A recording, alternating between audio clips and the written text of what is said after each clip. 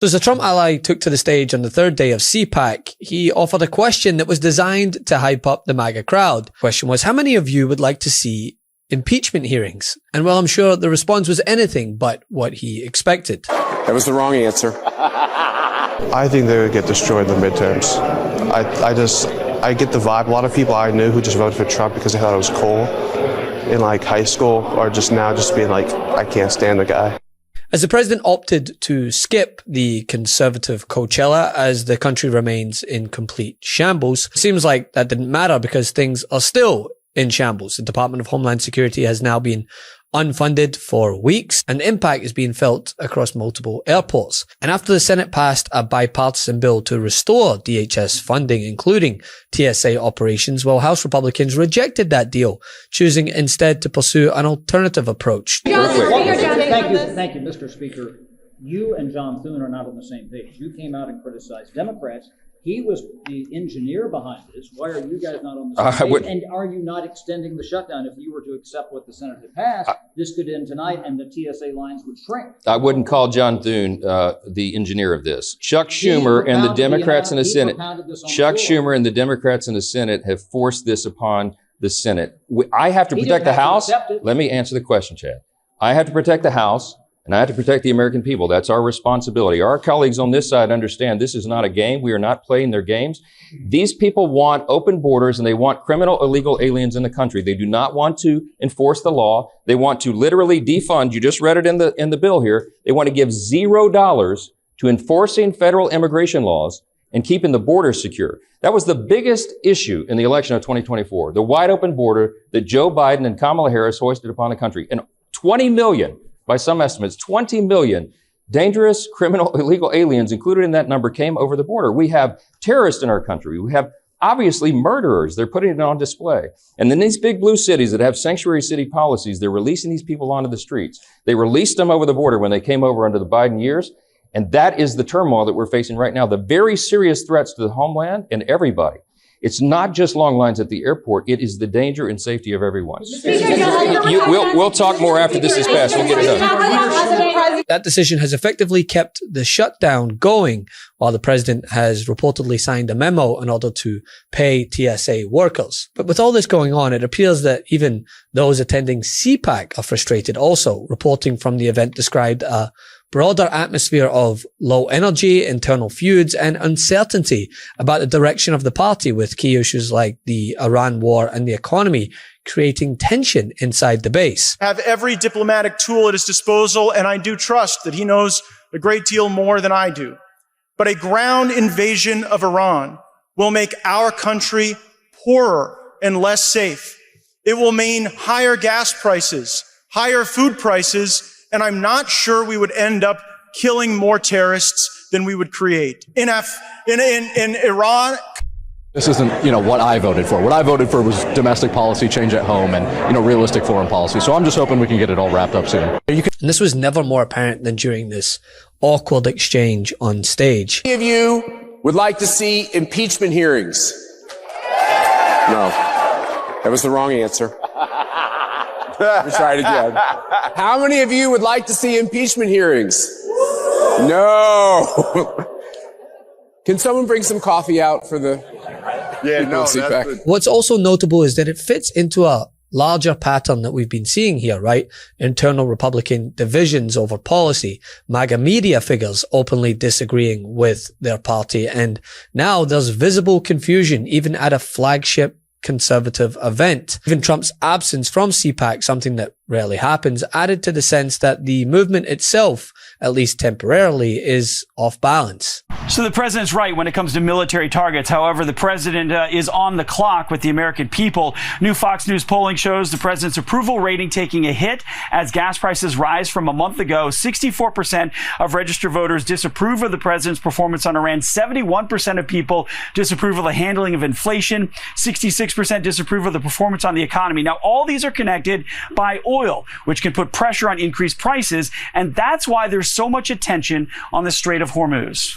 The problem they have is they want to pass good legislation. They want to pass the SAVE Act. They want to have additional funding for ICE. So they're trying to get everything that they want. You can't get everything you want, even if it's meritorious in our system. So the best course of all was to recognize Democrats did not get a single ICE reform that they were pounding the table trying to get through the Senate. The Senate rejected every single one of the Democratic demands for reforms to ICE. And then they passed the bill to fund the rest of DHS, including the TSA workers. That leaves ICE unfunded in the appropriation bill. But it was already funded in the Big Beautiful Bill. So they can pass this now on a second reconciliation bill, which will only require 50 votes. Republicans had checkmated the Democrats in the Senate. Republicans in the House now need to move the pieces to let the checkmate happen. If they block this, Republicans in the House now are going to be the ones who own the blame for TSA workers and the delays at the airports. And while that confusion is playing out on stage, clearly it's also showing up at the ballot box. I mean, across the country, Democrats have been flipping seats left, right, and center in areas that were supposed to be safely Republican, including Trump's own backyard in Palm Beach County. In fact, a Democratic candidate flipped a district that Trump won by double digits, and multiple red districts have shifted blue in special elections. And Democrats have flipped around 30 state legislative seats since Trump returned to office, while Republicans have flipped none. MAGA Mike Johnson is really struggling right now. They have a new message every week. But you know what also is happening? Republicans have been losing elections for the last 15 consecutive months, over and over and over again, including in deep red places like Texas, Louisiana, and most recently in Florida. As a matter of fact, Donald Trump will now be represented at Mar-a-Lago by a Democrat in a district that he previously won by double digits. Make no mistake, Republicans are falling apart.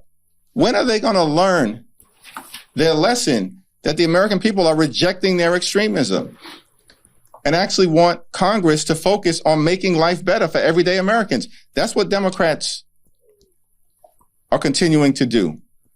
We're fighting to lower the high cost of living, to fix our broken healthcare system, to clean up corruption, to get ICE under control, to end the chaos at airports, to stop this reckless war of choice, and to actually focus on the things that matter. The American people know Republican priorities have nothing to do with making their life better and everything to do with jamming their extreme and radical right-wing ideology down the throats of the American people. And Exhibit A today is the fact that House Republicans are rejecting a bipartisan bill supported by 53 Republican senators that would end the chaos at the airports, pay TSA, and stop inconveniencing millions of Americans.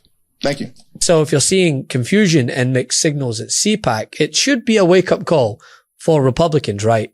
It clearly suggests that the messaging isn't landing the way it used to. And as the president is calling in to Fox News The 5 to potentially discuss all of these ongoing problems, he instead thought it was a better opportunity to talk about how he once had lunch with one of the co-hosts and how she's hot, basically. I think it is alarming that we have not been able to see or hear from any of the Iranian people. And I imagine that is because their internet is shut down. And I think there is some general worry about them. Obviously, their government treats them terribly and killed tens of thousands of them in January. Do you, again, like Kayleigh, I would never ask you to tell us something that is classified, but do you have any insight as to how they are doing? Do they have drinking water? Do they have food? Right, I do. It's upsetting. I do. But first, you remember when we had lunch years ago in the base of Trump Tower when it was a brand new building? It's a long time ago, yes. A long time ago. And you haven't changed. Oh. You have not changed. Now, I'm not allowed to say this. It's the end of my political career, but you may be even better looking. Okay, so I don't know what you're doing. But I will not say that. Has a lot to do with I will not say that because that will end my political career. You know, you're not allowed to say a woman's beautiful anymore. That's the President of the United States, ladies and gentlemen. Love this video? Support independent media and unlock exclusive content, ad-free videos, and custom emojis by becoming a paid member of our YouTube channel today. You can also gift memberships to others. Let's keep growing together.